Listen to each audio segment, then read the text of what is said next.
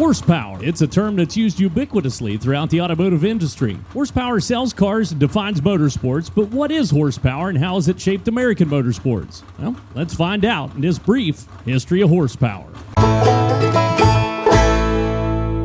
Horsepower, by definition, is the rate at which work is done. While there are many different standards for horsepower, 1 horsepower as it relates to American motorsports is the amount of power it takes to move 550 pounds 1 foot in 1 second. And that means a large draft horse actually produces more than 15 horsepower, which is considerably more than the first internal combustion engines, and also extremely confusing because it turns out that 1 horse is more than a horse, of course.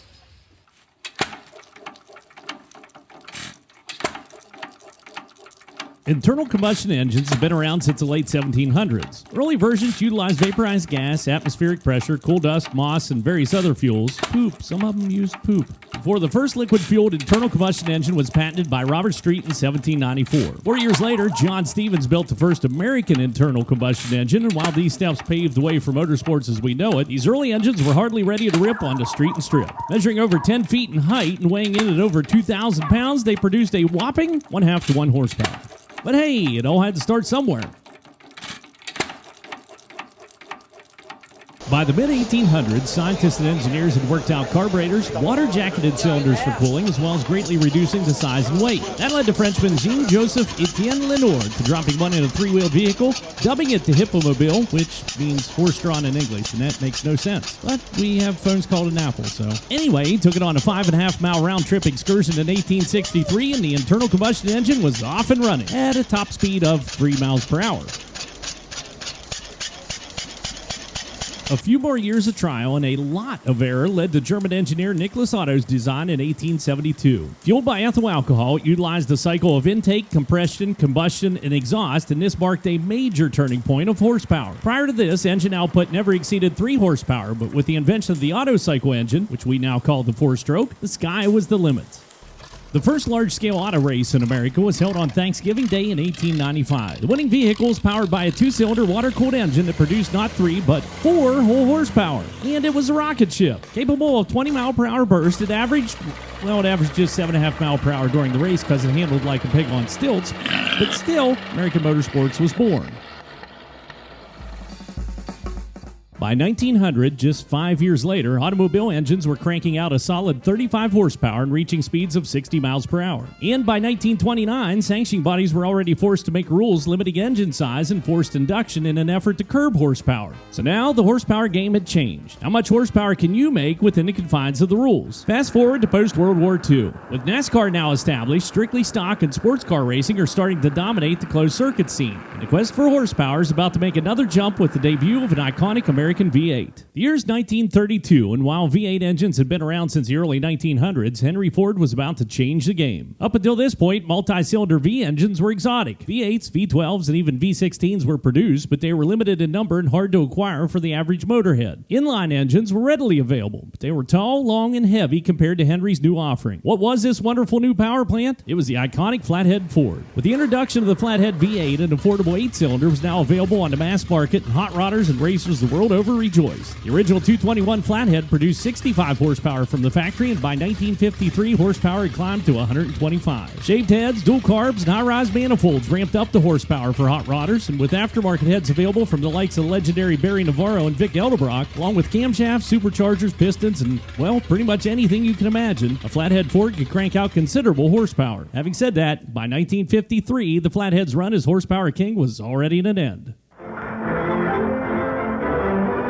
It's the hottest number on the highway. It's the 88.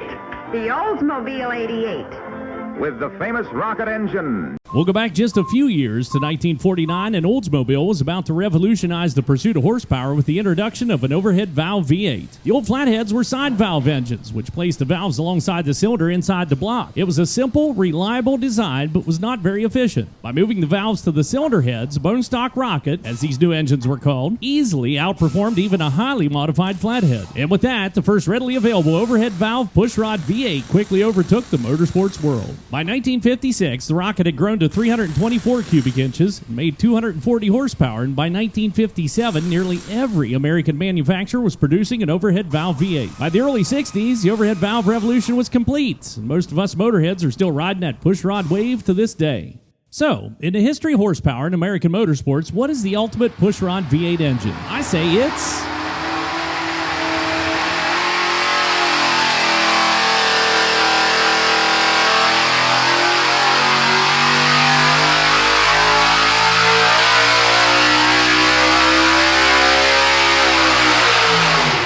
a sprint car engine. Why, you ask? Well, my argument is that it makes solid, reliable, drivable horsepower, even though it's naturally aspirated, limited cubic inches, and it's still an inline valve cylinder head. Sprint car engine today is still based on the same bore center line. Obviously, the cam center line's changed a little bit, so you can run a rate, a little bit higher cam than the factory motor would have been. It's obviously gotten much larger, but the overall foundation of that motor is still almost exactly what that original motor was. It's crazy. That was Tom Ryder of Ryder Racing Engines. So basically, it's just like the old rocket. And I say, it's in a single-speed, direct drive race car. That's the key for me. No transmission. Sprint car engine has to work from just off idle all the way through its peak without any mechanical advantage. Like I said, drivable, mostly reliable, and at this point in time, 410s are cranking out over 900 horsepower. Sure, you could argue that something like an NHRA Pro stock engine is the ultimate, squeezing every last horse they can from their 500 cubic inch naturally aspirated limit and producing more than 1,300 horsepower while doing so, but they also run a 5-speed transmission, so they're operating in a relatively narrow RPM range, and that range is wide freaking open.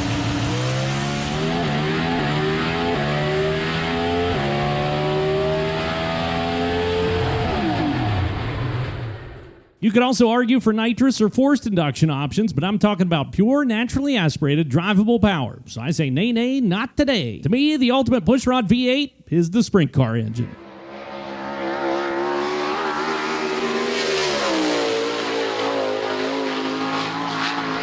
The drawback is if you want to make that much horsepower, it comes at a cost. The more horsepower you make, the quicker you wear out parts, and at some point you're going to break stuff. Well, what if you wanted to make the absolute ultimate horsepower from a pushrod V8? Simple. You plan on breaking stuff. A lot of stuff. And you have to force the horse. Feed it lots of fuel, feed it lots of oxygen, and then hang on for dear life while it self-destructs in a glorious fashion, making horsepower of epic proportions. And to learn more about that particular path to power, I ask an expert in the field, two-time world champ Ron Capps, to give us a quick overview of the ultimate in horsepower, a nitro funny car engine. This is what makes a nitro funny car as awesome as it is. This engine will produce 12,000 horsepower. Now, how do we know that? We don't know precisely it's 12,000 horsepower. You hear 11,000, 12,000 thrown around a lot because there's no dyno on the planet that will hold a nitro engine. They have done a lot of math. They put them on alcohol, put them on dynos, and tried to figure out. But when you pour nitro into an engine like this, that's where you get the 12,000 horsepower. And if you can imagine, it's an 8-cylinder V8 that produces that much horsepower. You're talking 1,000 horsepower-ish per cylinder. Wrap your head around that for a minute. Per cylinder. And as you can see, the fuel pump on here, we're talking upwards of probably 100 gallons, 90 to 110 gallons per minute for fuel pumps. Massive, massive ignition. This is what will produce the spark for all these champion spark plugs, 2 per cylinder, to fire and keep all that nitro lit. This is where the nitro is located.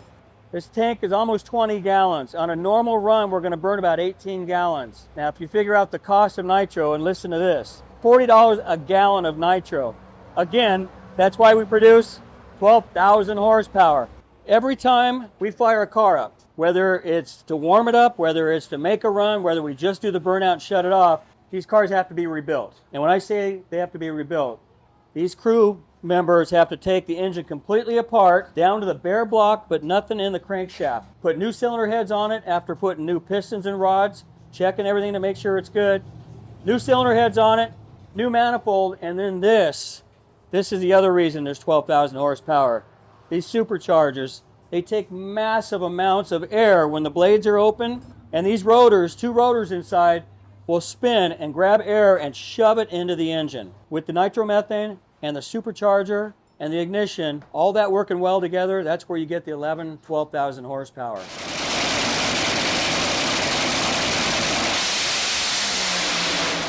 And there you have it, a brief history of horsepower. Well, other than the fact that we never talked about overhead cams, or rotaries, or too much about forced induction, or nitrous, or the fact that those maniacs over at the Pro Pulling League stack turbos, engines, and well, you know what? Tune in next time when we learn that horsepower is just a number used to sell stuff. It's actually torque that makes the motorsports world go round.